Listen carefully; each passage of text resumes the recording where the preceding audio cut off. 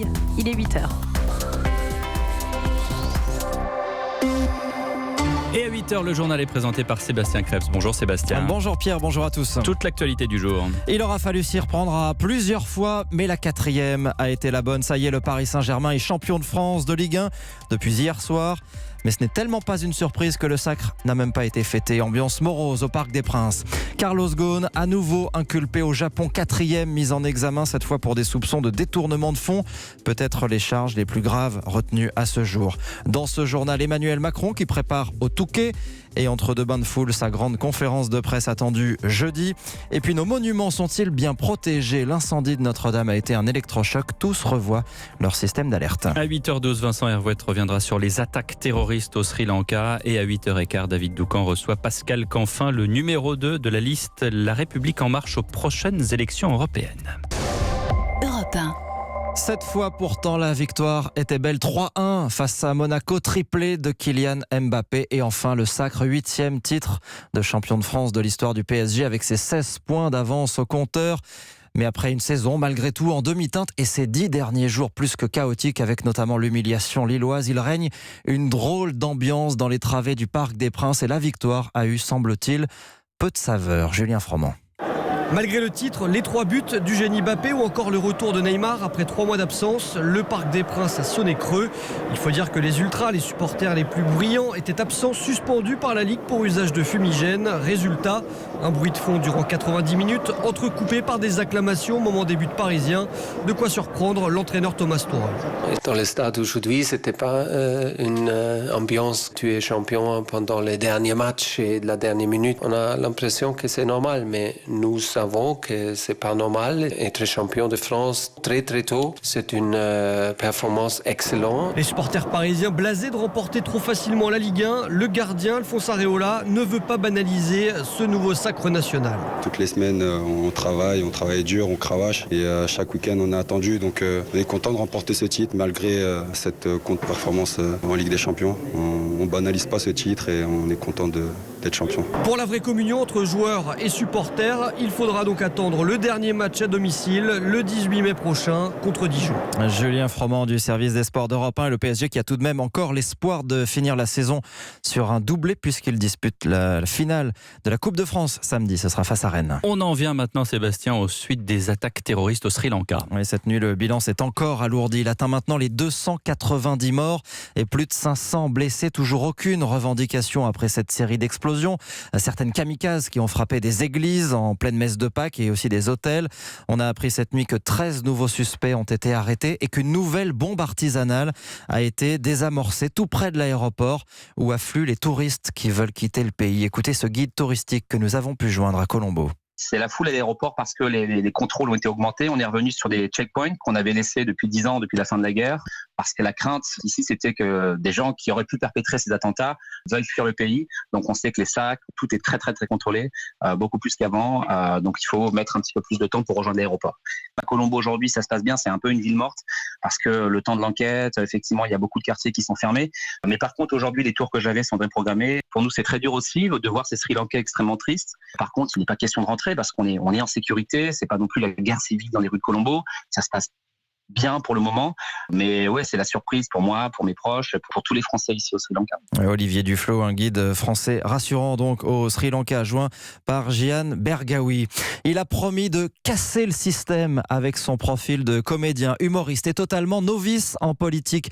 En Ukraine, Volodymyr Zelensky a réussi son pari, il a balayé le président sortant et avec 73% des voix, il va devenir le nouveau chef de l'État 5 ans après la révolution du Maïdan.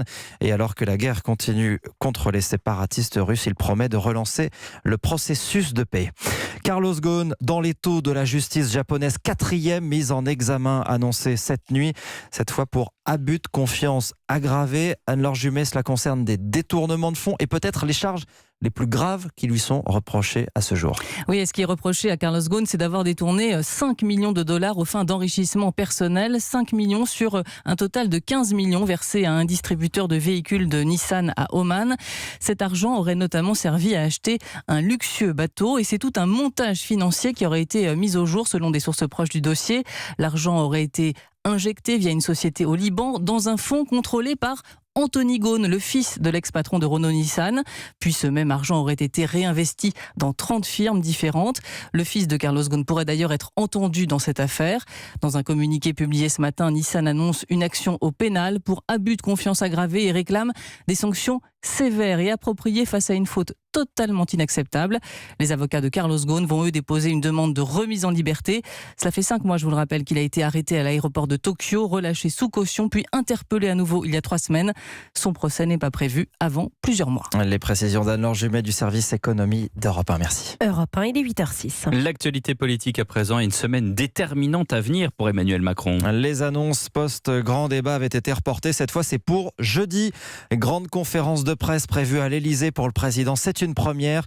Et alors qu'un certain nombre de mesures envisagées ont déjà fuité, comme la suppression de l'ENA, un geste pour les retraités, la baisse d'impôts pour les classes moyennes, le chef de l'État y met tout de même la dernière main. Week-end de Pâques studieux passé au Touquet, avec tout de même le bain de foule qui va avec, très loin des gilets jaunes. Aurélie Herbemont. Un week-end en famille au Touquet avant de lancer l'acte 2 du quinquennat. L'occasion pour le chef de l'État de récolter les encouragements des curieux venus l'attendre devant la villa. Bravo, monsieur le président, bravo.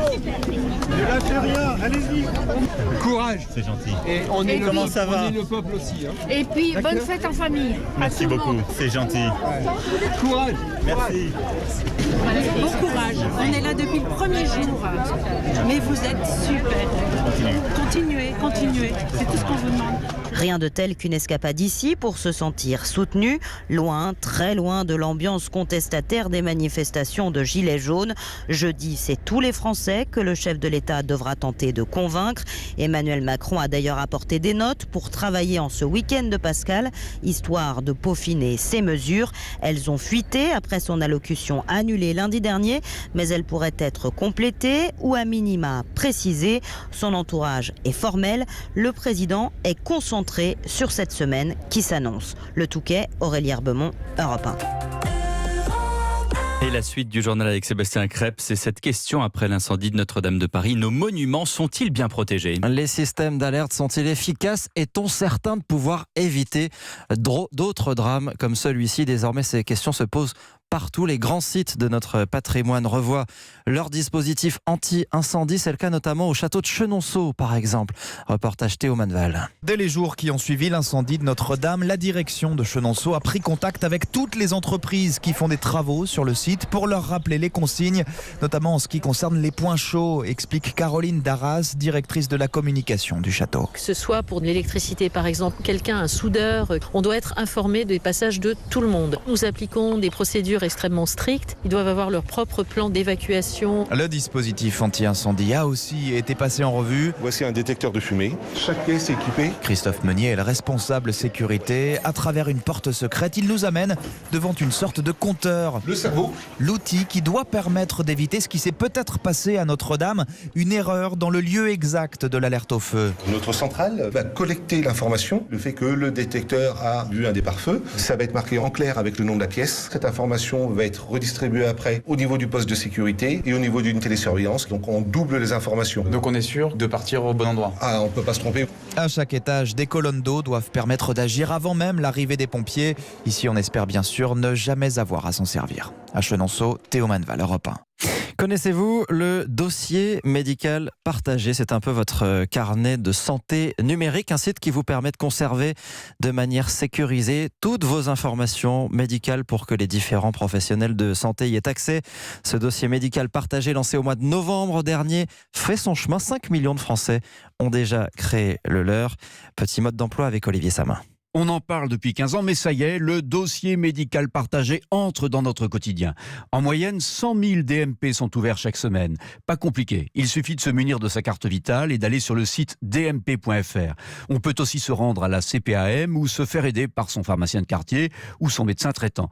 Quelques jours plus tard, votre DMP sera automatiquement enrichi de l'historique de vos soins sur les 24 derniers mois. Et ensuite, avec votre accord, les médecins que vous consultez, les hôpitaux ou les cliniques dans lesquels vous êtes soigné ou votre labo d'analyse entreront les données qui permettent à tous les professionnels de santé d'être renseignés instantanément sur votre situation médicale. Qu'il s'agisse de vos résultats d'analyse, de vos radios, de vos traitements médicamenteux ou des comptes rendus d'hospitalisation. Précision importante, une fois intégrés, Toutes ces données sont sécurisées. Vous seul et les professionnels de santé que vous avez autorisés peuvent l'ouvrir. Vous seul, ça veut dire que votre mutuelle, votre compagnie d'assurance, votre banque n'y ont pas accès. Pas plus d'ailleurs que votre caisse d'assurance maladie. Olivier Samin pour Europe 1.